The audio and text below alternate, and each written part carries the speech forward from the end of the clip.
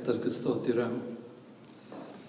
தேவனுடைய வார்த்தை, அழைக்கப்பட்டவர்கள் அநேகர், தெரிந்து கொள்ளப்பட்டவர்களோ ஒரு சிலர் என்று பார்க்கின்றோம். For many are called, only few are chosen என்று வேதத்தில் மத்தேயு 22:14 வாசிக்கின்றோம்.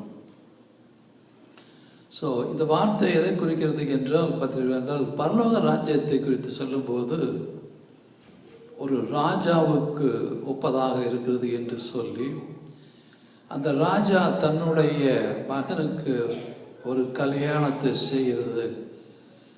ஸோ அதற்கு ஒப்பாக இந்த காரியத்தை சொல்லப்பட்டிருக்கிறது.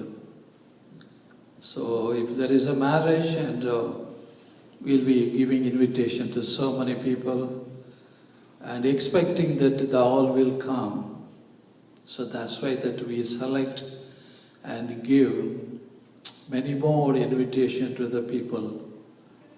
So accordingly we prepare. But unless we know sure that somebody is not coming, so we will be preparing for all the guests that what we invited them. அப்படியாக தான் இந்த ராஜா தன்னுடைய மகனுடைய கல்யாணத்திற்காக எல்லாரையுமே இன்வைட் பண்ணியிருக்கிறான். அவனுக்கு தெரிந்தவர்கள் அநேகரை. ஆனால் அவர்கள்லாம் கல்யாணம் அன்றைக்கு விருந்து எல்லாம் ரெடியாக இருக்கிறது. ஆனால் அவர்கள் அநேகர் வரவில்லை. So they never came to the wedding.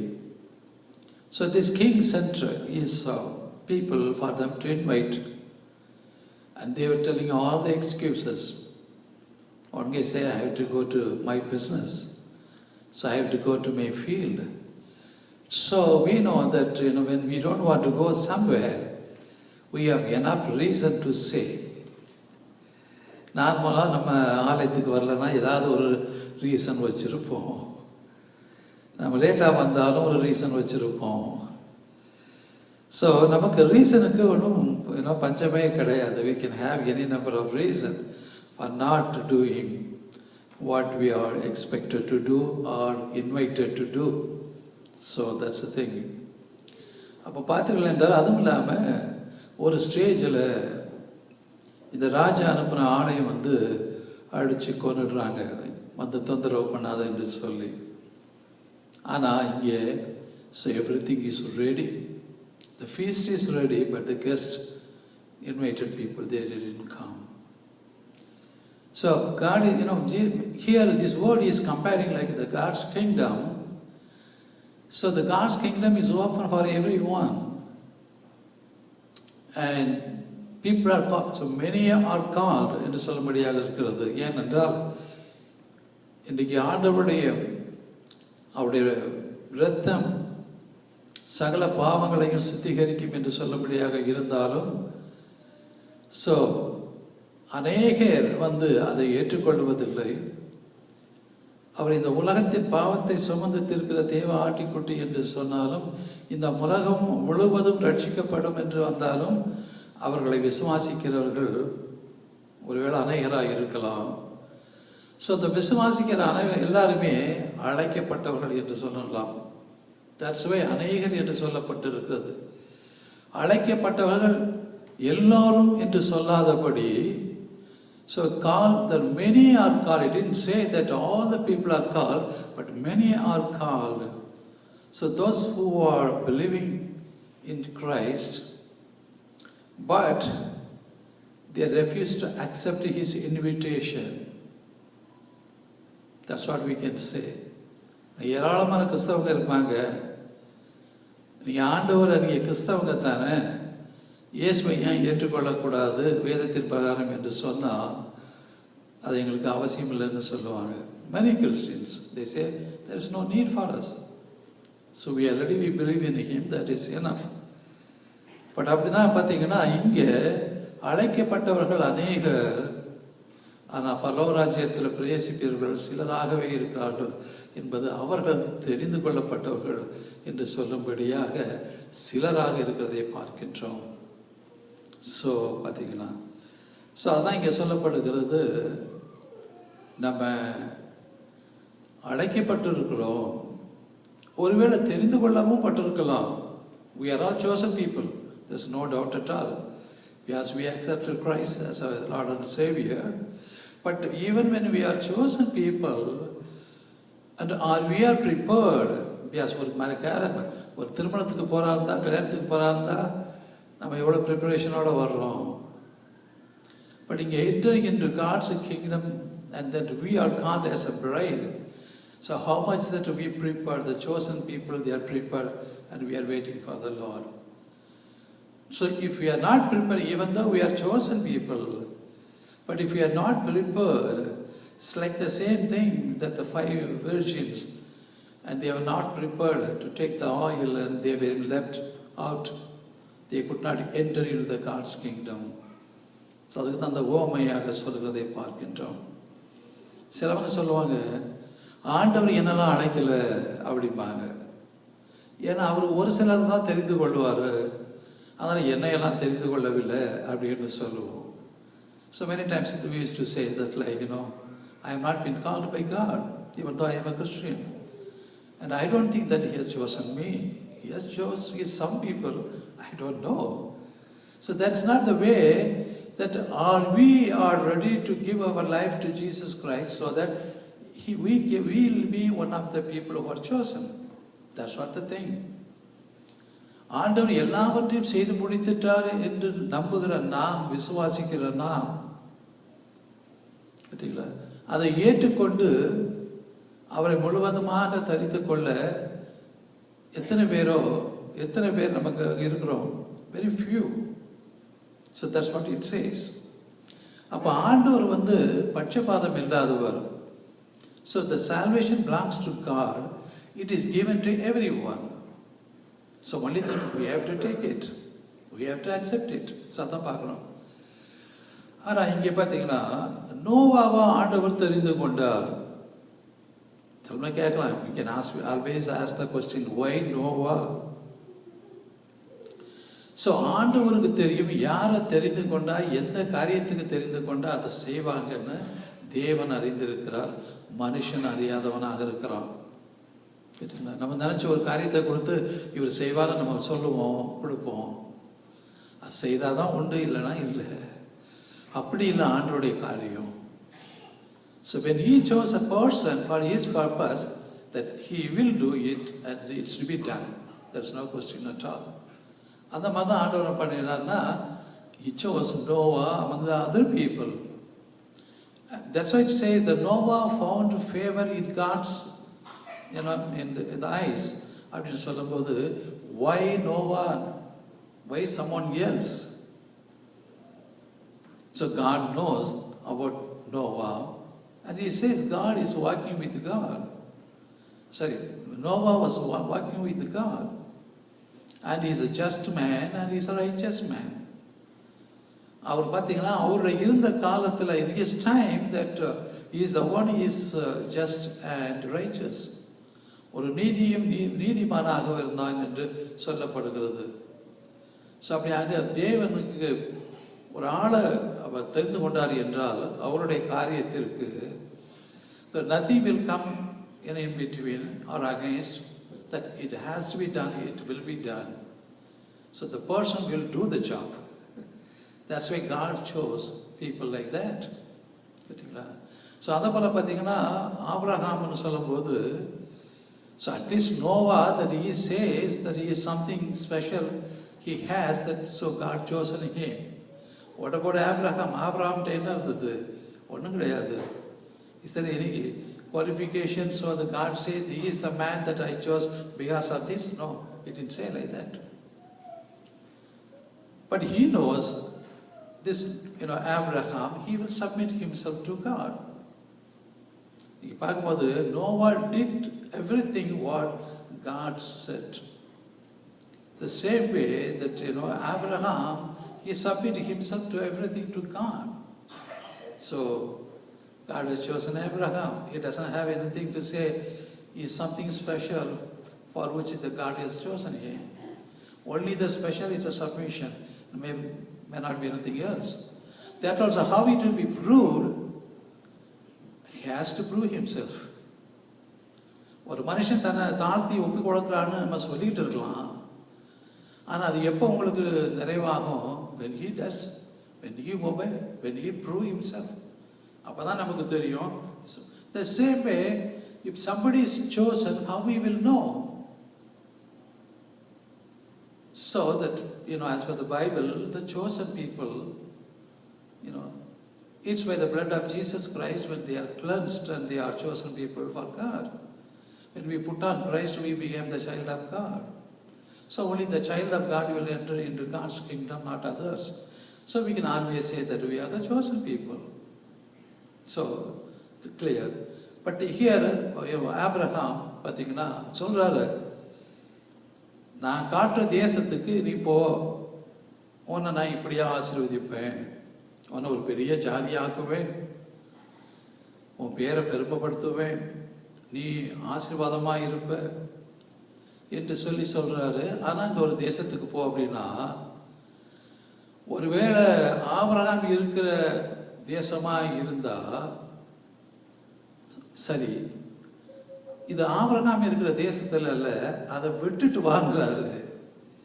So when God says he is going to some place, we have to go, then only we will submit to the God.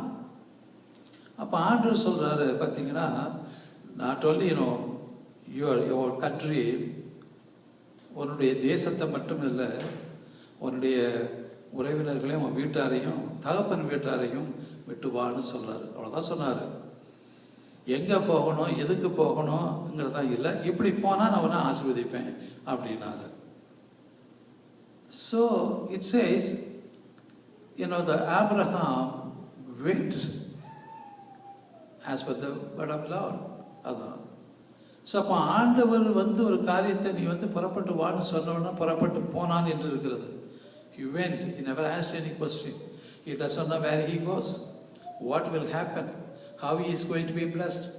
He is at the age of 75, no child. How then he will make as a nation? அவங்களுடைய சந்ததி எப்படியாக ஆசீர்வதிக்கப்படும்? There is no question at all. He didn't know anything and there was no evidence to believe. இன்றைக்கு ஒரு சின்ன பிள்ளைகிட்ட கூட எங்கேயாவது கூட்டிகிட்டு போகணும்னா முதல்ல கேட்க, எங்கே கூட்டிகிட்டு போகிறீங்க சொல்லுங்க.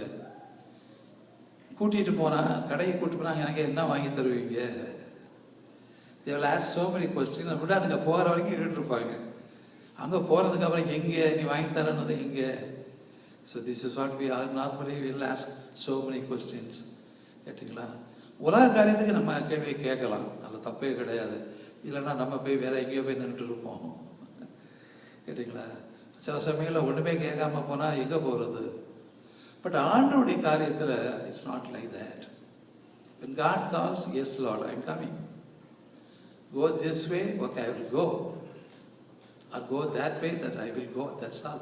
The submission He expects from us, that whatever He says, don't ask any question and submit. அந்த காலத்தில் நிறைய அடையாளங்கள்லாம் கேட்டாங்க, அது வேற விஷயம். கேட்டிங்களா? So on those days, so முதல்ல அவங்களுக்கு ஆண்டவர் தான் பேசினாரான்னு தெரியாது, ஏதோ ஒரு இதை சொல்கிற கேட்டுட்டு ஏதாவது செய்திருக்க கூடாது. So they were asking for the sign and want to make sure, so this is from God and He is going to do it. So அப்படியாக இருக்கிறத பார்க்கின்றோம். ஸோ அதில் ஆபிரகாமுக்கும் பார்த்தீங்கன்னா ஆண்டவர் அழைத்தார்.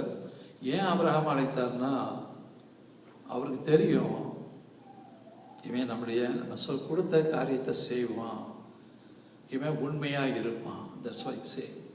கேட்டீங்களா? ஸோ இன்னொரு தடவை ஜோஷுவா ஆண்டவர் தெரிந்து கொண்டார். எதற்காக சொல்றாரு பார்த்தீங்கன்னா, நான் மோசேயோடு இருந்தது போல நான் உன்னோடு இருப்பேன் அப்படிங்கிறாரு. So as I was with Moses, I will be with you, but you have to be faithful to me, you should be blameless. So அதான் சொல்றாரு ஆண்டவர். கேட்டீங்களா? அப்போ ஒவ்வொரு மனுஷனையும் அவர் எடுத்து உபயோகப்படுத்துறது போகுது, he chose for himself. நம்மளும் அப்படி தானே செய்வோம். நமக்கு இந்த ஆள்கிட்ட கொடுத்தா இந்த ஆள் செய்வாருன்னு தெரிஞ்சால் தானே அந்த ஆள்கிட்ட கொடுப்போம். அப்படி இல்லைன்னு அப்படி இல்லைன்னா கொடுத்துட்டு அப்புறம் முடிச்சுட்டு இருப்போம். அப்படி தானே? So how much more that God will know about a person when He chose for His purpose, and He will see that it's done and it will be done. There's no question at all. So அப்படியாக தான் நம்ம பார்த்தீங்கன்னா அப்போ என்ன தெரிஞ்சுக்கொள்கிறோம் அப்படின்னாச்சுன்னா, தேவனுடைய வார்த்தைக்கு நம்ம submit பண்ணும்போது, நம்ம அவரை ஒப்பு கொடுக்கும்போது அவருடைய சித்தம் நம்ம வாழ்க்கையில் நடக்கும். அதை ஒப்பு கொடுக்கலன்னா நம்ம அவருடைய சித்தம் நம்ம வாழ்க்கையில் நடக்க முடியாது. So that's only thing. So until unless that we obey his word and his will not be done in our life, நம்ம கேள்வி கட்டியே தான் பார்த்துக்க வேண்டியதாக இருக்கும். அதே மாதிரி நிறைய பேர் வந்து பார்த்தீங்கன்னா they will only asking question, கடைசியில் ஒரு இதுக்கு வரவே மாட்டாங்க. எனக்கு என்னமோ சரியாக தெரியல, இது வேணுமா வேண்டாமான்னு தெரியல, சரி எப்போ எனக்கு தெரியுதோ நான் அப்போ பார்த்துக்கிட்றேன் அப்படிம்பாங்க. அந்த நாள் வராது. It will not come. So ஆண்டவர் பார்த்தீங்கன்னா, ஸோ இங்கே சொல்லும்போது பார்த்தீங்கன்னா சில சமயங்களில் நான் கேட்டிருக்கேன் பார்த்தீங்கன்னா நிறைய பேர் சொல்லுவாங்க, சில விட்னஸும் கொடுப்பாங்க. ஆனால் அந்த விட்னஸ் எப்படி நமக்கு தெரியல. When we don't obey to the word of God, we cannot expect that God will come and speak to us. ஏன்னா நம்மகிட்ட ஃபெலோஷிப் இல்லை. ஆண்டுடைய வார்த்தைக்கு கீழ்ப்படியும் போது தான் we have a fellowship with God. அப்படி இல்லைன்னா we don't have a fellowship with God. If you don't have a fellowship with God, how he will come and talk to us and speak to us? இல்லையா? கேட்டீங்களா? So நம்ம உலக காரியங்களே அப்படியே தான் நம்ம பார்க்குறோம். கேட்டீங்களா? ஒருத்தர் நல்ல அறிமுகமாகி அவரோட நம்ம நல்ல உறவாக இருந்தோம்னா அவர் நம்ம சொல்கிறத கேட்பார், அவர் சொல்கிறத நம்ம கேட்போம். ஏதோ ஒருத்தங்க திடீர்னு வந்துட்டு நம்ம கேட்டு அது நம்ம கேட்க மாட்டோம்.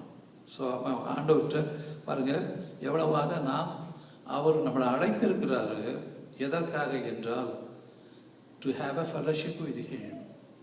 தட் முதல் பாயிண்ட் இருப்போம் பார்த்தீங்கன்னா. So nowadays, so on those days God with Moses and Joshua for his work to be done as he directs them. அதுக்காக பண்ணாரு. ஆனால் இன்றைக்கு why God called us அப்படின்னா to have a fellowship with him. That's the main thing. So fellowship இல்லாமல் நீங்கள் என்ன தான் பண்ணால் கூட கேட்டிங்களா, so God doesn't accept that. அதை நம்ம இங்கே பார்க்க போகிறோம் பார்த்தீங்கன்னா. ஸோ இப்போ இவர் பாருங்கள் 75 இயர்ஸில் வந்தார் ஆபிரகாம். ஆண்டவர் இந்த பிளஸிங்கை கொடுத்தாரு. நம்ம ஆண்டவர் ஒரு வார்த்தை சொல்லி 2 நாளையில் நடக்கலைனாலே சந்தேகப்பட ஆரம்பிச்சிருவோம். ஆண்டவர் சொன்னால் இது உடனே நடக்கணுமே, ஏன் நான் 1 வாரம் ஆச்சு நடக்கலை அப்படின்னு சந்தேகப்பட ஆரம்பிச்சிருவோம். But whereas that Abraham for 24 years almost கேட்டிங்களா, and he was, the promise was done, not done. There was no sign of that. எங்கே பார்த்தீங்களா, அவர் அந்த லேண்டுக்கும் போகலை, இடப்படியாக சொன்ன பிரகாரம் ஒரு ஆசீர்வாதமும் இல்லை. ஸோ வேணும் சொல்றது, அவன் நம்புவதற்கு ஏதுவாக ஒன்றுமே அவன்கிட்ட இல்லை Abraham. But he never went to God or murmured, Lord, you told me like this. Now it's 24 years. Where is the child for me? நம்மளா விடுவோமா இல்லையா? ஸோ ஆனால் ஆபிரகாம் அதை பற்றி கேட்கல. But I think that he never expected anything from God. First of all, ஆண்டவராக கூப்பிட்டு சொன்னார், அவ்வளோதான். நான் சொல்கிற இடத்துக்கு புறப்பட்டு போனேன்னா நான் இவ்வளோவா ஒன்று ஆசீர்வதிப்பேன். I will bless you. I'll make your name great. And will make that, you are the father for many nations. So there was a blessing that he gave. He told him. Even Abraham may not be knowing anything about that. ஏதோ ஆண்டவர் சொல்கிறாரு, பரவாயில்ல, சால் right. ஆண்டவர் கூப்பிட்டாரு, நான் வர்றேன், அவ்வளோதான். தர்சா எனக்கு பிளஸிங் கொடுக்குறாரோ கொடுக்கலையோ, அவர் சொன்னது என் வாழ்க்கையில் நிறைவேறையோ எனக்கு அது அவசியம் இல்லை. ஆண்டவர் கூப்பிட்டாரு, நான் வர்றேன். ஆனால் ஒரு நாள் செய்வார். அது எப்போ செய்கிறாரோ அவர் செய்யட்டும். அப்படின்னா நமக்கும் ஒரு இல்லை, நம்மவும் தவறு பண்ண மாட்டோம் ஆண்டவருக்கு. So that is a way that God expects the people to believe in him and believe his word and be upon that and waiting for that, for God's time, not our time. அதான் சொல்லப்படுது. சரிங்களா? இப்போ நம்ம அந்த சர்ச்செல்லாம் முன்னாடி தான் தேடணும், என்னெல்லாமா பண்ணோம், நடக்கலை. இப்போவும் தேடிட்டு தான் இருக்கிறோம். அதனால் நீங்கள் பார்க்கும்போது அந்த நாளில் அது கிடைக்காம இருந்தது எவ்வளவு நல்லது என்று இப்போ யோசித்து பார்க்குறோம். 2 பேர் சொன்னாங்க, அப்போ அந்த நேரத்தில் என்ன அந்த 2 பேர் இந்த மாதிரி ஆப்போசிட்டாக சொல்கிறாங்களே அப்படின்னு நம்மளோட அந்த நேரத்தில் நினச்சிருக்கலாம். ஆனால் இந்த நேரத்தில் நினச்சி பார்த்தா கரெக்டாக ஆண்டவர் 2 பேரை சொல்ல வச்சிருக்கிறாங்க. நம்ம கணல்லேருந்து தப்பிச்சிருக்கிறோம். That's what we could see. அதுவும் ப்ராப்பர் ஒழுங்கான சர்ச் கிடையாது. ஏதோ அங்கங்கே ஒரு இடத்துல ரொம்ப ஆர்வமாக இருக்கிறதில் எப்படியாவது வாங்கின்னு சொல்லி, சரி சர்ச்சு தான் வாங்கலை, நானாவது கடனை வாங்கி பண்ணிடணும்னு சொல்லி ரொம்ப மும்முரமாக அலைஞ்சேன். ஒன்றும் நடக்கலை. அப்போ I know that when unless there is God's will it is not be done. நான் சொந்த வீடு வாங்கிறதுக்கு 2 வருஷமாக காசை வச்சுக்கிட்டு அலைஞ்சேன். இந்த எடிசன் ஏரியாவில் தான் வாங்கணும் அப்படின்னு சொல்லிட்டு. ஏன்னா யாராவது நம்ம நிறையா இந்தியாவிலேருந்து தான் வருவாங்க பாஸ்டர்ஸுங்க, அவங்களாம் தங்கிறதுலாம் வீடு வேணும், நம்ம 2 ஹவுஸில் இருக்கிறோம் அப்படின்னு சொல்லிட்டு ரொம்ப அலைஞ்சேன். ஆக்ஷன்லாம் போவேன் பீட் பண்ணுறதுக்கு. நான் கேஷ் வச்சுக்கணும். அது மார்ஜின் பண்ணி you always have to give a cash to prove it. ஒன்றுலையுமே ஆண்டவர் பண்ணி அசையெல்லாம் அவரை கொடுக்கல. அப்போ தான் வீட்டில் சொன்னாங்க, ஆண்டவர் தான் கடன் வாங்கக்கூடாதுன்னு சொல்லியிருக்காருல்ல, அப்போ ஏன் கடன் வாங்கி வீடு வாங்கிறதுக்கு ஏன் அலையிறீங்க அப்படின்னாங்க. அந்த 2 வருஷம் கழிச்சு தான் நமக்கு மனசில் போட்டது சரிதான் அப்படின்னு சொல்லி. So the many times whatever you think that you don't expect that will be done immediately or it will be possible, but God knows what is going to happen afterwards. ஆண்டவர் நம்மளை நேசிக்கிற தேவன், அவருக்கு தெரியும் நம்ம பிரச்சனை போய் விழ போகிறோம் அப்படின்னா கண்டிப்பாக he will do it. அதை மீறி நம்ம பண்ணும்போது then we will have a problem. கேட்டுங்களா? அதனால் ஸோ இங்கே ஆபிரகாமுக்கு அந்த பிரச்சனையே கிடையாது.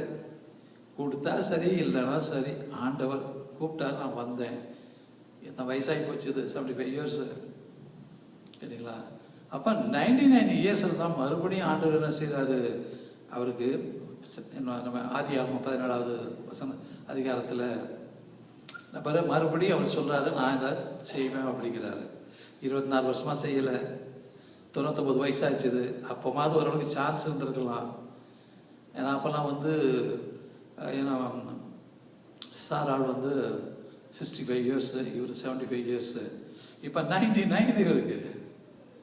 கேட்டிங்களா? அங்கே 89. எங்கேருந்து குழந்தை வர்றது? But even then Abraham didn't say anything about that. That's the way, that's why God chose a name. கேட்டிங்களா? ஸோ அதுக்கப்புறம் ஆண்டவர் 100th இயரில் 25 வருஷத்துக்கு அப்புறம் அங்கே ஆசீர்வதித்தார் பார்க்குறோம். ஸோ அதான் காட் உங்களுக்கு ஒரு ப்ராமிஸ் கொடுத்தாருன்னா கண்டிப்பாக செய்வார். ஆனால் அது எப்போ செய்வாருங்கிறது நம்ம தீர்மானிக்கக்கூடாது, ஆண்டவர் தீர்மானித்து கொடுக்கணும். அப்போ அது நன்மைக்கு எதுவாக இருக்கும். ஸோ அதான் நம்மளுக்கு. ஸோ அதனால் பார்த்தீங்கன்னா ஆண்டவர் ஏன் ஆண்டவரே நாங்கள் இவ்வளோ ஜெபம் பண்ணோம் ஏன் நடக்கலைன்னு கேட்டுக்கிட்டே இருந்தால் சரிப்பட்டு வராது. ஆண்டவரே நீங்கள் செய்வீங்கன்னு நம்புகிறோம், நீங்கள் எங்களை செய்யும்போது செய்யுங்க. That's all. So we can go without anything. So அந்த மாதிரி சொல்லப்படுது. ஸோ அப்படியாக பார்க்கும்போது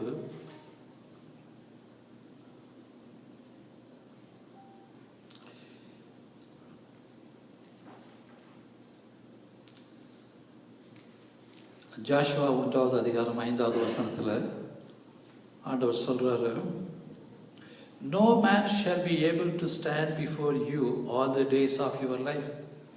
As I was with Moses, so I will be with you. And I will not leave you nor forsake you. அந்த வார்த்தை பார்க்கும்போது பார்த்தீங்கன்னா என்ன மாதிரி ஒரு வார்த்தை. அப்போ அந்த ஜோஷுவா அந்த வார்த்தையை கேட்ட உடனே அவன் எப்படியாக ஃபீல் பண்ணியிருப்பான். இந்த வார்த்தையை வாசிக்கும் போதே நமக்கே அப்படி ஒரு மாதிரி இருக்குது. இப்படி நம்மக்கிட்ட ஆண்டவர் இப்படி சொன்னார்னா என்ன ஆகுது அப்படின்னு சொல்லி பார்த்தீங்கன்னா such a wonderful thing. No man shall be able to stand before you. ஒரு மனுஷன் கூட, அது நீ உயிரோடு இருக்கும் காலம் வரைக்கும், இன்றைக்கு இல்லை நாளைக்கு இல்லை, உயிரோடு இருக்கும் காலம் வரைக்கும் ஒரு மனுஷனும் உனக்கு முன்பாக நிற்பதில்லை. நான் மோசையோடு இருந்தது போல நான் உன்னோடு இருப்பேன். நான் உன்னை விட்டு விலகுவதும் இல்லை, உன்னை கைவிடுவதும் இல்லைன்னு சொல்லிட்டாங்க. ஆனால் அதே நேரத்தில் ஜோஷுவா கிட்ட ஆண்டவர் இன்னொரு ஒரு இதை சொல்கிறாரு, நான் சொன்னதை நான் செய்வேன், ஆனால் நீ செய்ய வேண்டியது என்னன்னு நீ தெரிந்து கொள்ளு. மோசே எப்படியாக எனக்கு உண்மையுள்ளவனாக இருந்தானோ அதை போல நீனும் உண்மை உள்ளவனாக இருக்கணும். அவன் எப்படியாக என்னுடைய கட்டளைகளை அவன் கடைப்பிடித்தானோ அதை நீயும் அப்படியாக கடைப்பிடிக்கணும். அப்போ நான் உன்னோடு இருப்பேன் அப்படின்னு வந்துட்டாங்க. ஸோ அதுக்கு முன்னாடி அப்படிலாம் இல்லை. கேட்டிங்களா? அவனை பற்றி நீங்கள் இல்லை. ஆனால் ஜோஷோட சொல்லும்போது சொல்லிட்டார் அந்த மாதிரி. ஸோ அந்த மாதிரி பார்த்தீங்கன்னா be strong and half good courage என்று சொல்லி அவனை சொல்கிறத பார்க்கட்டும். This a promise was given to Joshua. அப்போ இது என்ன கற்பனைகள்னு சொல்லும்போது பார்த்தீங்களா, நமக்கு ஆண்டவர் ஒரு ப்ராமிஸை கொடுக்குறாரு. நமக்கு நிறைய கொடுத்துருக்காங்க. அதில் ஒன்று கீப்பிங் த சாபத் டே. சரிதானா?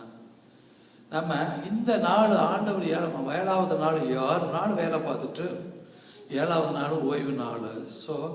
So that day is the Sabbath day, you keep it holy அப்படின்னு ஒரு சொல்லுகிறத பார்க்கின்றோம்.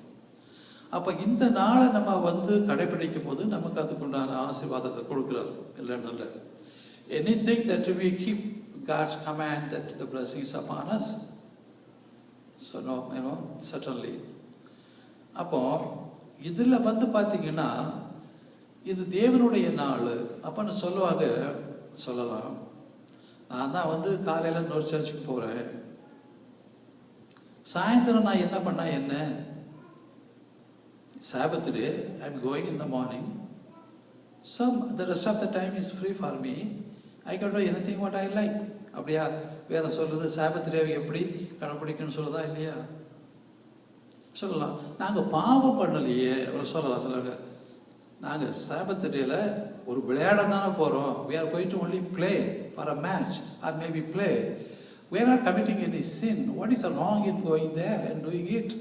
அப்படின்னு கூட நம்ம கேட்கலாம், நம்ம சொல்லலாம். சரிதானா? அப்போ ஆண்டவர் அந்த சாபத் டே பற்றி என்ன சொல்றாரு என்று வேதத்தில் நீங்கள் வாசிக்கும் போது ஐசையா சாப்டர் 58:13. ஸோ இன்றைக்கு அநேகர் சாபத் டேனா ஏதோ ஒரு நாள் ஓய்வு நாள், அது எங்கே இருந்தால் என்ன, எங்கேயாவது ஒரு இடத்துல இருந்தால் என்ன. ஸோ நமக்கு வேண்டியது காலையில் போனோமா, சர்ச்சுக்கு போனோமா, முடிஞ்சு போச்சு நம்ம காரியம். மத்தியானம் சாப்பிட்டுட்டு அதுக்கப்புறம் I can do what I wanted to do. அப்போ அவன் சொல்லுவாங்க, அம்மா நான் ஏன் இந்த விளையாட்டு சொல்கிறேன்னா, விளையாடத்தானே செய்கிறோம், நாங்கள் அதில் குற்றம் பண்ணலையே, பாவம் பண்ணலையே அப்படின்னு சொல்லலாம். It can be told like that, இல்லையா? ஆனால் இங்கே என்ன சொல்கிறது பார்த்தீங்கன்னா, ஐசையா சாப்டர் 58:13 என் பரிசுத்த நாளாகிய ஓய்வு நாளிலே, உங்களுடைய நாள் இல்லை, இது தேவனுடைய பரிசுத்த நாள். அந்த நாளிலே உனக்கு இஷ்டமானதை செய்யாதபடி. விளையாட போகிறது கடவுளுக்கு இஷ்டமா உனக்கு இஷ்டமா? யாருக்கு இஷ்டப்படி செய்கிறோம் நம்ம? வேதம் என்ன சொல்லுது? நீ 6 நாள் இருக்குது, 6 நாளில் நீ படிட்டு எதுவும் செய்ய கேட்குறமா? இல்லை. ஆனால் இந்த நாள் என்னுடைய நாள். This is my day, it's a holy day. But whatever your flesh wants us to do, don't do that. On this day, this is my holy day. அதான் வேதம் சொல்லுகிறது. கேட்டீங்களா? அதனால் நம்ம we cannot justify what we are doing against God's word. அதை நம்ம justify பண்ணுறது it's not a correct thing to do. கேட்டிங்களா? ஸோ அதனால் பார்த்தீங்கன்னா உன் காலை விலக்கி அங்கங்கே ஓடிட்டு இருக்காத. இஷ்டத்துக்கு உன் கால் போன இடத்துக்குலாம் நீ போயிட்டு இருக்காத ஓய்வு நாளையில். உன் காலை விலக்கி உன் வழிகளில் நடவாமலும் உனக்கு இஷ்டமானதை செய்யாமலும் உன் சொந்த பேச்சை பேசாமலும் இருந்து ஓய்வு நாளை மனமகிழ்ச்சியின் நாளன்று, கர்த்தருடைய பரிசுத்த நாளை மகிமையுள்ள நாள் என்று சொல்லி அதை மகிமையாக எண்ணுவாயாக. இப்ப நீ எங்க வேணாலும் ஓடிட்டு போ, எங்க வேணாலும் போய் செய்துட்டு விளையாண்டுட்டு போ. அதான் 6 நாள் கொடுத்துருக்கிறேன்னு. பார்த்தீங்கன்னா ஆஃபீஸுக்கு போகிறோம், சரி பரவாயில்ல, சாயந்தரம் வந்துடுறோம், விளையாடுறோம். சனிக்கிழமை இருக்குது, விளையாடலாம். இந்த ஒரு நாளில் தான் இதை செய்யணுமா ஆண்டவருக்கு விரோதமான காரியத்தை? Why that we do? ஒரு பரிசுத்த நாளை குலைச்சலாக்கும்படியாக நம்ம அந்த காரியத்தை செய்கிறோம். அது அநேருக்கு தெரியாதனால இது என்னுடைய இஷ்டம், யாரை என்ன சொல்றது, but it is against the word of God. பரிசுத்தனால நம்ம வந்து பரிசுத்த குறைச்சலாக்கி நமக்கு விருப்பமானதை நம்ம செய்கிறது தவறான காரியம் பைபிள் பிரகாரம். கேட்டீங்களா? அதை நம்ம யாரையுமே கட்டாயப்படுத்த முடியாது. வேதம் சத்தியத்தை சொல்லலாம், அவ்வளோதான் செய்ய முடியும். We have no authority anyone to say, hey, you should not do that. This is what the God says. If you want to obey, that's fine. அதுதான் சொல்லப்படுகிறது. ஸோ அப்பொழுது கர்த்தரின் மனமகிழ்ச்சியாக இருப்பார். அப்போ தானும் பார்த்தீங்கன்னா, so keep the Sabbath day holy, do not pursue your own interest. அப்போவே அவங்களுக்கு எல்லாம் பிளான் பண்ணிடுவாங்க. ஞாயிற்றுக்கிழமை சாயந்தரம் எங்கே மீட் பண்ணுவோம், என்ன இதை செய்வோங்கிறதெல்லாம் already they may be planned. They don't bother whether is a Sabbath day or a Sunday. People normally, but we should not. We are the chosen people. We have been called by God and want us to be holy. At least நம்ம தான் ஹோலியாக இருக்க முடியல, அந்த ஒரு நாளையாவது நம்ம பரிசுத்தமாக இருக்கக்கூடாதா? So அதான் பார்க்குறோம். பார்த்தீங்கன்னா அது இல்லாமல் என்ன பண்ணுவாங்க, ஒரு ஆளாக போய் விளையாடுவாங்க, 4 பேரை கூட்டிகிட்டு போய் விளையாடுவாங்க. அவங்க சர்ச்சுக்கே வரமாட்டாங்க, ஏன்னா அங்கே போயிடுவாங்க. So this is what, it's happening. It's not good. It's not good for them who do the work, who do the things. Not only they make the holy day, it's unholy, they make others also to commit along with them. That's a dangerous. So Bible, we should know the Bible before we do a mistake. Knowingly, if you don't do, that's up to the person. But ஐயோ எனக்கு தெரிஞ்சிருந்தா நான் இதை செய்யாமல் இருந்திருக்கிறேனே அப்படின்னு சொல்கிற காரியம் உண்டு. நான் சொல்லியிருக்கிறேன், முன்னாடியே இந்த ரட்சிப்பை பற்றி சொல்லியிருந்தா அப்போ நான் எப்பவுமே ரட்சிக்கப்பட்டிருப்பேன், யாருமே சொல்லலையே. So that's what the thing. Yes, we should know this, how to keep the Sabbath day. And பார்த்தீங்கன்னா, and on that day, but enjoy the Sabbath and speak of it with delight as the Lord's holy day. Honor the Sabbath in everything you do on that day, and do not follow your own desires or talk idly. பேசுறது கூட கவனமாக பேச சொல்கிறார் ஆண்டவர். இஷ்டத்துக்கு அன்றைக்கி ஞாயிற்றுக்கிழமை உட்காந்து போய் தகராறு பண்ணிக்கிட்டு ஏதாவது இருக்காதீங்க. எதாக இருந்தாலும் அன்றைக்கி விட்டுருங்க. தகராறு பண்ணணுமா திங்கக்கிழமை ஏன்னா நடக்கணுமா? சர்ச்சுக்குள்ள வரும்போது தான் தகராறு இருக்கலாம், போகும்போது தான் தகராறு இருக்கலாம். ஏதாவது ஒரு காரியத்துக்கு ஏதாவது ஒன்று இருந்தால் கூட சாபத் டே நோ மவுத் ஷட் த மவுத், அவ்வளோதான். மண்டை வச்சுக்கலாம். நம்ம அதுக்குள்ளே கொஞ்சம் பாதி ஆற போட்டுடலாம், அதுக்கப்புறம் கொஞ்சம் சுகமாக சமாளிச்சிடலாம் எது காரியமாக இருந்தாலும். So Sabbath day we should keep it. So அந்த மாதிரி தான் நம்ம பார்க்குறோம். கேட்டிங்களா? ஸோ ஆனால் ஜோஷுவாட்ட சொல்கிறாரு in chapter 1 verse 7ல, only be strong and very courageous that you may observe to do according to all the law which Moses my servant commanded you. என்ன மாதிரி சொல்கிறார் பாருங்களேன். இந்த மை சர்வெண்ட்னு சொல்கிறதுலே பார்த்தீங்கன்னா எவ்வளவு ஆழமான ஒரு சத்தியம், எவ்வளோ தூரத்துக்கு the relationship between God and Moses and how his fellowship with him, that makes the things. என்னுடைய சில சமயம் சொல்லுவாங்க, எங்கள் வீட்டார் இவர் அப்படின்னு நம்ம சொல்கிறோம் சில சமயங்களில். இவர் எங்கள் வீட்டார், எங்கள் சொந்தக்காரர் அப்படின்னு நம்ம சொல்கிறது போல, is my servant, so commanded you, do not turn from it to the right hand or to the left, that you may prosper wherever you go. So ஆண்டவர் சொல்றார், நீ இதை கீப் அப் பண்ணும்போது you will prosper. ஆண்டவர் உன்னை விருத்தி பண்ணுவார், ஆசீர்வதிப்பார் அப்படின்னு சொல்ற காரியத்தை பார்க்குறோம். என் தாசனாகிய மோசே உனக்கு கற்பித்த நியாய பிரமாணத்தின்படியெல்லாம் செய்ய கவனமாய் மாத்திரமாய் இருந்து மிகவும் பலம் கொண்டு திடமானது. இதை செய்யறதுக்கே நீ பலம் கொண்டு திடமானதா இருந்து. Be strong and courageous to keep the law, not to fight with another one. இங்கே நம்ம we are strong in keeping the law. நமக்காக God will fight, we need to go and fight. அவர் பார்த்துடுவார். நமக்கு வேண்டியது ஆண்டவரே உங்கள் கட்டளைன்னா நான் அதை கடைப்பிடிச்சி அதைப்படி செய்கிறேன், அவ்வளோதான். மற்ற காரியத்தை நீங்கள் பார்த்துக்கோங்க, எனக்கு அதெல்லாம் முடியாது. ஒருத்தர்கிட்ட போய்ட்டு தகராறு பண்ணுறதுக்கு சண்டை போடுறதுக்குலாம் என்னால் முடியாது. நீங்கள் பார்த்துக்குவாங்க. ஆனால் உங்கள் காரியத்தை உங்கள் வார்த்தையை நாங்கள் கடைபிடிச்சு நடக்கணும். அதுக்கு எனக்கு பலன் கொடுங்க. எனக்கு அது போதும். ஏன்னா மற்றவங்கள்ட்ட போய் சண்டை போடுறதுக்கு பலன் கொடுங்க, தகராறு பண்ணுறதுக்கு பலன் கொடுங்க நம்ம யாராவது கேட்டால் அப்படி இருக்கும். அப்படி இல்லை. ஆண்டவருடைய காரியத்தை செய்வதற்கு அவர் சொல்கிறாரு பார்த்தீங்கன்னா, be strong and very courageous that you may observe to do according to the law which Moses commanded you. அந்த காரியத்தை சொல்லதை பார்க்கின்றோம். சரிங்களா? நீ போகும் இடமெல்லாம் புத்திமானாய் நடந்து கொள்ளும்படிக்கு அதை விட்டு வலது இடதுபுறம் விலகாதி இருப்பாயாக. யார் புத்திமான்?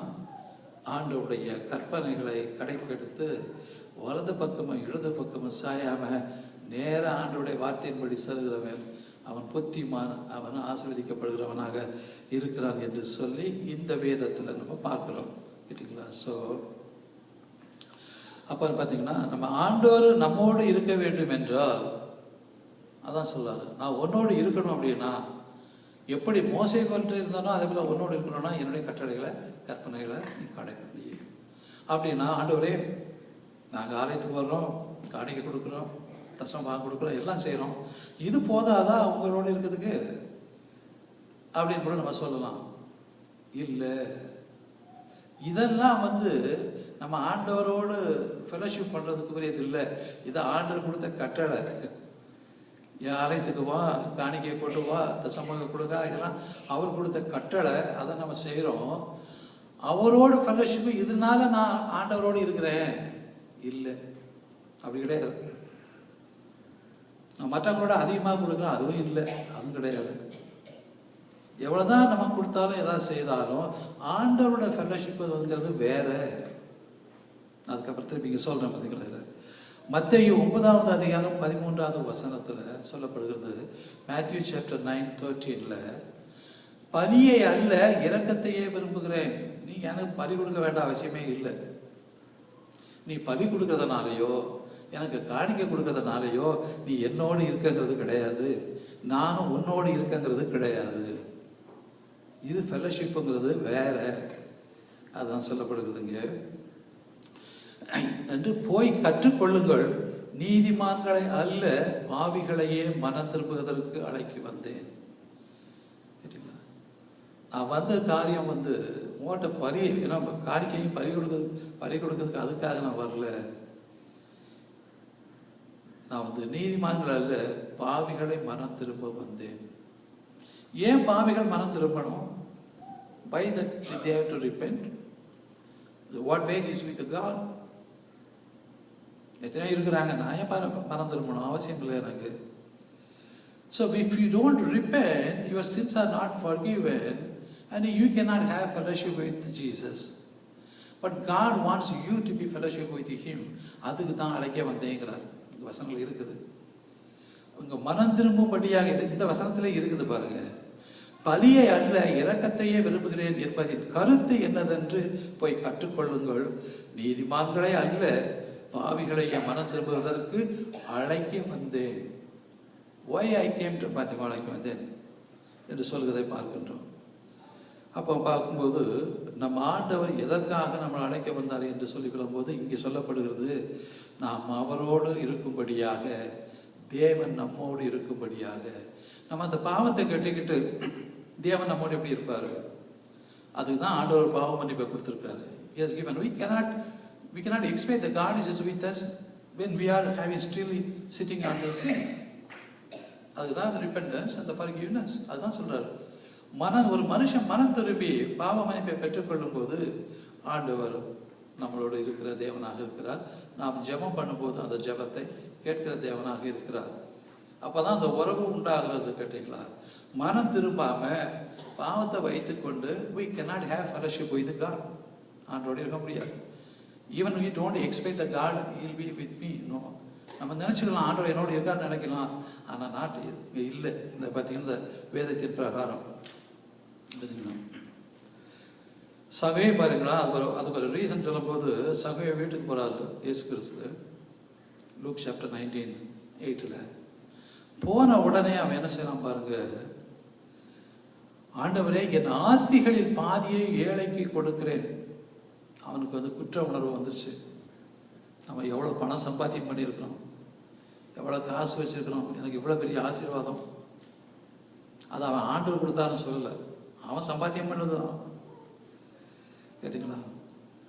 ஸோ அதில் அவன் வந்த உடனே அவனுக்கு ஒரு மனம் திரும்புதல், ஒரு குற்ற உணர்வு. என்ன சொல்கிறான்?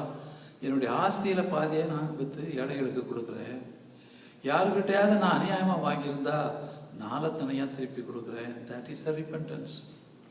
சும்மா வாயில் சாரின்னு சொல்லிட்டு போகிறது இட்ஸ் இல்லை, உள்ளத்திலிருந்து வரணும். அதுவும் செய்கைகளுக்கு இருக்கணும்.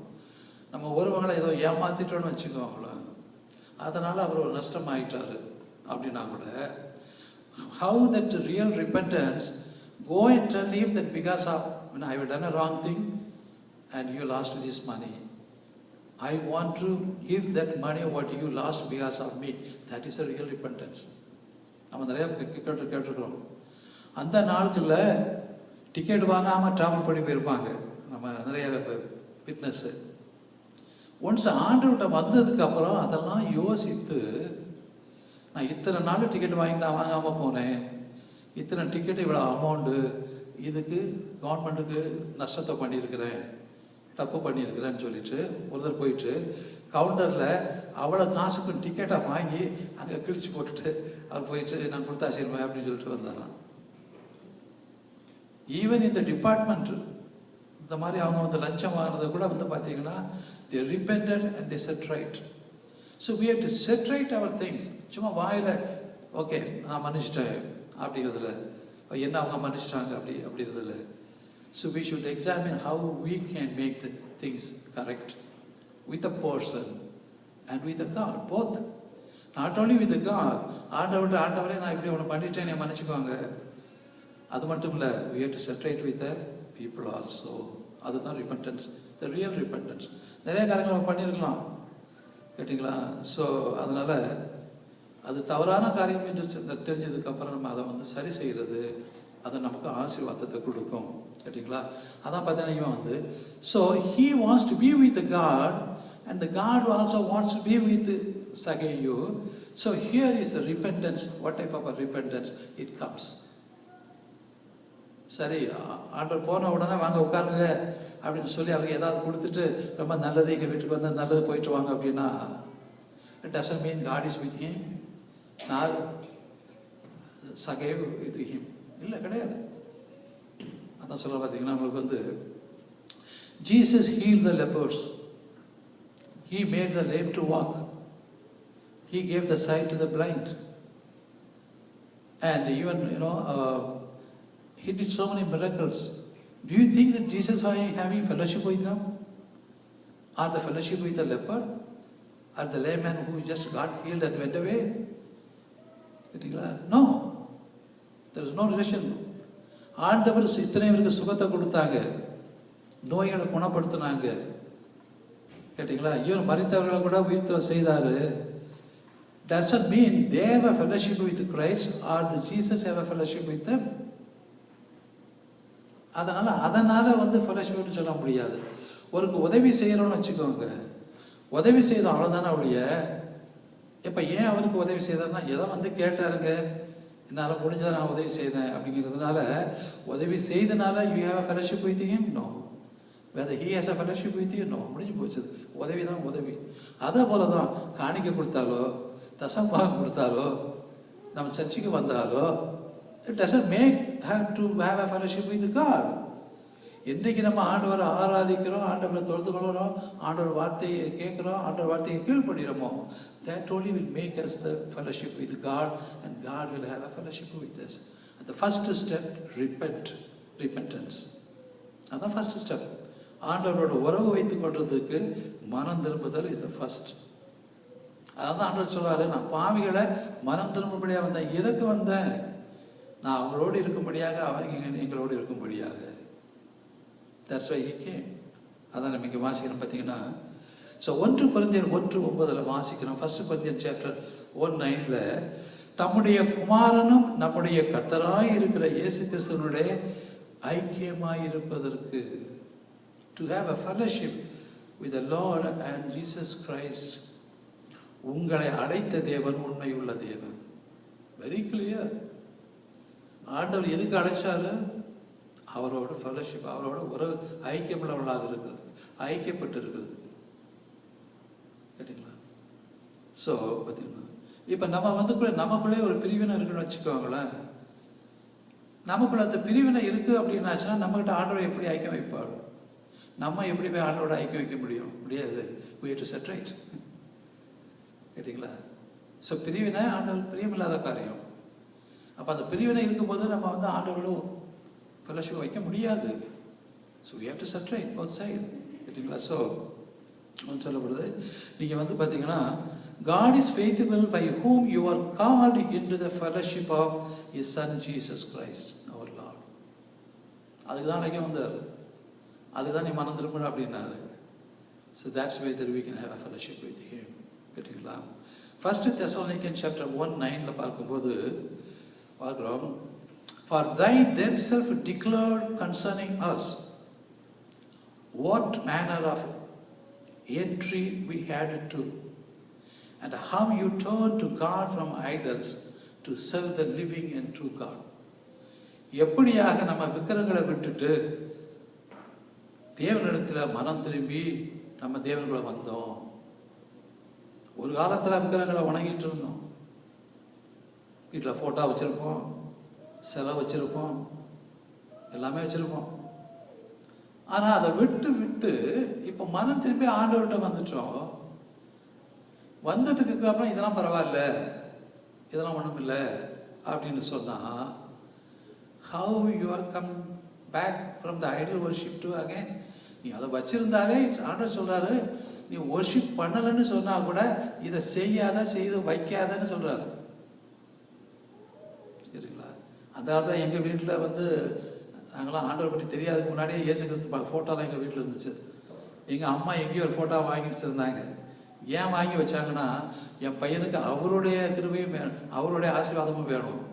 எங்கள் சாமியோட ஆசீர்வாதம்லாம் உண்டு, அதை விட இயேசுவும் வச்சுக்கிட்டா இயேசுவும் ஆசீர்வதிப்பார் என் பையனை அப்படிங்கிறதுல எங்கள் அம்மா அவங்க அறியாதனால ஒரு ஃபோட்டோ மட்டும் வாங்கி தொங்க விட்டுருந்தாங்க வீட்டில். Still I rave God. அவங்களும் ஞானஸ்தானம் எடுத்து வச்சுக்கப்பட்டாங்க. எத்தனாவது வயசு? அப்புறம் 70-75 வயசுக்கு அப்புறம். கேட்டிங்களா? It's so amazing. God is a God. பார்த்தீங்களா? அன்றைக்கு வீட்டில் வச்சாங்க. கேட்டிங்களா? So that is something, things working out in many ways. கேட்டிங்களா? ஸோ அப்படி பார்க்கும்போது விக்கிரகங்களை விட்டு தேவனிடத்தில் மனம் திரும்பினீங்களே, இன்னும் அந்த விக்கிரகத்தை ஏன் வச்சிருக்கிற? அப்போ நீ அதை விடலை அப்படின்னா எப்படி உன்னை ஆண்டவரோட நீ ஐக்கியம் பண்ண முடியும்? ஏன்னா கர்த்தருக்குள்ள வந்தால் எல்லாம் புதிய மனுஷனாக ஆகிறான்னு போட்டிருக்குது. நான் பழையதே நான் பண்ணிட்டு இருப்பேன் அப்படின்னா எப்படி நம்ம ஆண்டவர்கிட்ட ஐக்கியம் வைக்க முடியும்? ஆண்டவரோட ஐக்கியம் நம்ம சொல்லலாம், ஆனால் ஆண்டவர் சொல்றது இல்லை, சொல்ல மாட்டார். கேட்டிங்களா?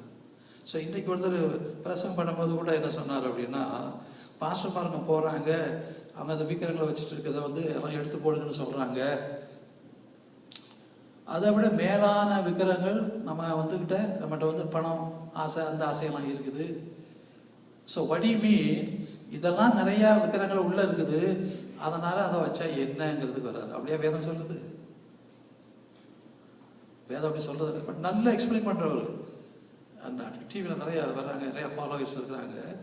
சில சமயங்களில் இந்த மாதிரி சொல்லிட்டு, when God don't keep it, அதான் சொல்கிறார் வழியா, you can keep it doesn't matter. அப்படியா பைபிள் சொல்லியிருக்குது. புருஷன் அவ்வளோ ஹிந்துவாக இருக்கலாம், நம்ம கிறிஸ்டினாக இருக்கிறோம். அவர் விக்கிரக வச்சு எடுத்து வீட்டில் கும்பிட்டா நீ ஒன்றும் சொல்லாத, அதனால இயேசு கிறிஸ்து இந்த வீட்டுக்குள்ள வரமாட்டாருன்னு இந்த பாஸ்டர்மார்க்கு சொல்றதெல்லாம் தப்பு அப்படின்னு சொல்றாரு. பரவாயில்ல வச்சுக்கிடலாம் அப்படின்னா பைபிள் சொல்லப்பட்டிருக்குது. கேட்டீங்களா? So that also wrong. And மற்ற நம்மகிட்ட இருக்கிற உள்ள இருக்கிற அக்கறங்கள் ஆல்சோ ராங். அதுதான் கரெக்ட். அதுவும் சரி கிடையாது, இதுவும் சரி கிடையாது. அப்படியே இதனால அது சரின்னு சொன்னா அது சரியில்லாத காரியம். முதல்ல என்ன பண்ணா, உனக்கு சரியா சரியில்லையோ, ஆண்டவருக்கு இது என்ன பிரியமா பிரியமில்லையா, அதை தான் பார்க்கணும்.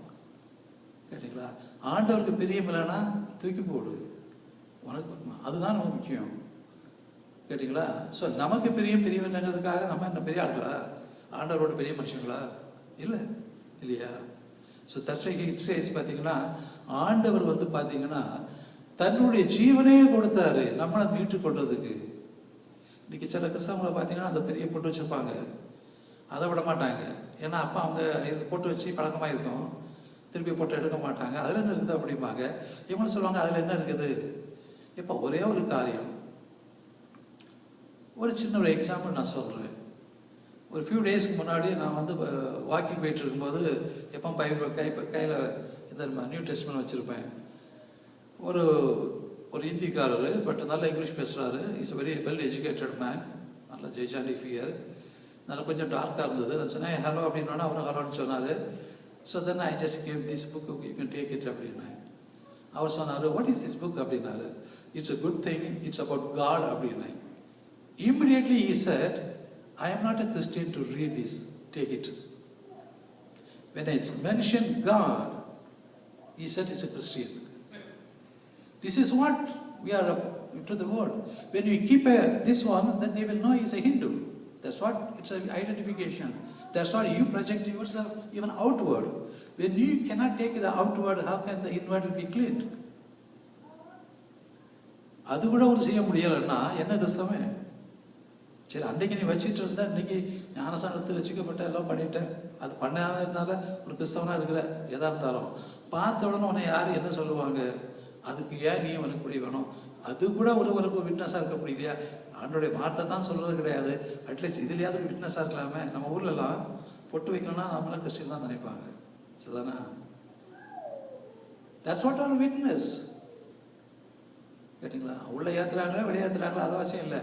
I am a Christian, I am a follower of Jesus Christ. That's all. கேட்டிங்களா? ஸோ அப்படி இருக்கும்போது தான் பார்த்தீங்கன்னா we can be boldly, we can stand. நம்ம யாரையுமே மாற்ற முடியாது, அதே போல் மற்றவங்க நம்மளை மாற்றக்கூடாது. கேட்டிங்களா? அதனால் வந்து பார்த்தீங்கன்னா சொல்லுது, நீங்கள் விக்கிரங்கள்லாம் விட்டுட்டு வந்துட்டு திருப்பி எது உனக்கு இது ஏன்? அதை நீ விட்டுக்கிட்டு பிடிச்சிக்கிட்டு இருந்தேன்னா எப்படி உங்ககிட்ட ஆண்டவர் இருப்பார், ஆண்டவர் உங்ககிட்ட இருப்பார். That's what God says. அப்போ என்ன பண்ணணும்னா தேவனுக்கு பிரியமில்லாத காரியத்தை நம்ம செய்யக்கூடாது, வைக்கக்கூடாது. That's what here says Bible. கேட்டிங்களா? பார்த்தீங்கன்னா அநேகர் விக்கிரங்களை விட்டு தேவனிடத்திற்கு மனம் திரும்பினவர்கள். அப்படிப்பட்டவர்கள் கர்த்தருக்குள்ள வரும்போது எல்லாம் புதிதாகின. அப்போ பழையன எல்லாம் வச்சுக்கிட்டு இருந்தா என்ன அர்த்தம்? இன்னும் அங்கே ஹோல்டு, இங்கே ஒரு ஹோல்டு, அங்கே ஒரு ஹோல்டு, ரெண்டுலையும் ஒரு ஹோல்டு பண்ணிக்கிட்டு இருந்தா எங்கே போயிருப்பாங்க? நடக்க முடியாது. ரெண்டு பக்கமும் காலை வச்சு ஹோல்டு பண்ணிட்டு அப்படி நடக்க முடியும்? அவ்வளோதான், விட வேண்டியதான் கீழே. கேட்டிங்களா? ஸோ அதனால் இட்ஸ் வெரி டேஞ்சரஸ். பார்த்தீங்கன்னா நம்ம ஆண்டவரை அறிந்து நம்ம வந்து தெரிந்து நம்ம இஷ்டத்துக்கு நம்ம காரியங்களை செய்வோம்னு சொன்னால் ஆண்டவர் நம்மளோடு இருக்க மாட்டாங்க, நாம அவரோடு இருக்க முடியாது. That's why the repentance comes. ஆண்டவரே நான் அன்னைக்கு இதெல்லாம் ஆராதிச்சுட்டு இருந்தேன், இன்னைக்கு உங்ககிட்ட வந்துட்டேன், இது பக்கமே நமக்கு அவசியம் இல்லை. ஒரு Patel that too in the Jersey city, the complete the Patel areas completely. கேட்டிங்களா? ஸோ அவர்கிட்ட வந்து ஒரு ஆர்டரை பற்றி சொன்னோம். அவர் டெய்லி மார்னிங் வந்து காலையில் use to do puja for all the statues, the idols. பால் ஊற்றுவார், பாலும் பழமும் வச்சு பால் ஊற்றி he will use to worship.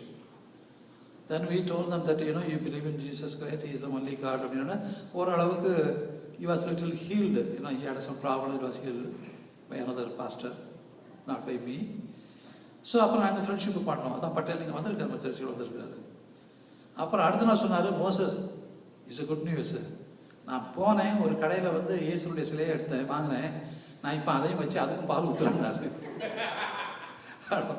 You are so happy that he is keeping the Jesus and giving the milk. So he thought that I'll be more happy. நான் சொன்னேன், நீ இவ்வளோ முட்டாள்தனம் பண்ணுறியப்பா, அதுக்கு தான் ஐடல்ஸு, இது இயேசு வச்சுக்கிட்டு இருந்தாச்சுன்னா அது ரொம்ப பாவம், அதனால் என்ன பண்ணணும், எல்லாத்தையும் தூக்கி போட்டுரு அப்படின்னேன். உடனே அடுத்த நெக்ஸ்ட் டே சாக்கு மூட்டையில் கட்டி அவ்வளவு விக்கிரங்கள், ஏசு சிலைகளை எல்லாத்தையும் தூக்கி போட்டுட்டு பக்கத்தில் போய் ஒரு கோயில்கிட்ட போயிட்டு, அப்புறம் நான் இத்தனை வருஷம் 40 வருஷமாக நான் ஒன்றை தொழுதுகிட்டு இருந்தேன், இப்போ நான் இயேசுவை பின்பற்ற போகிறேன், எனக்கு நீ பிரச்சனை பண்ணாத, நான் செய்தெல்லாம் நீ நினச்சிக்கோ அப்படின்னு சொல்லி கச்சடாவில் போட்டு வந்தேன். Still he is with the Bible. Almost now about 20 years is a Gujarati.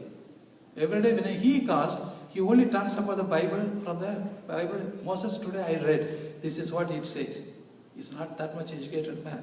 ordinary man. அப்போ பாருங்க, அவருக்கு பாருங்க, அது வந்து இல்லாமல் he put a cross and he put the short like this. He used to walk in the Patel area, let them think that I am a Christian. ஏன்னா வந்து அவங்களுக்குள்ள பெரிய பயங்கரமானது, அந்த பட்டேல் பீப்புள் வந்து இந்த மாதிரி அந்த மதம் மாறினாலும் பெரிய பிரச்சனையாக வரும்.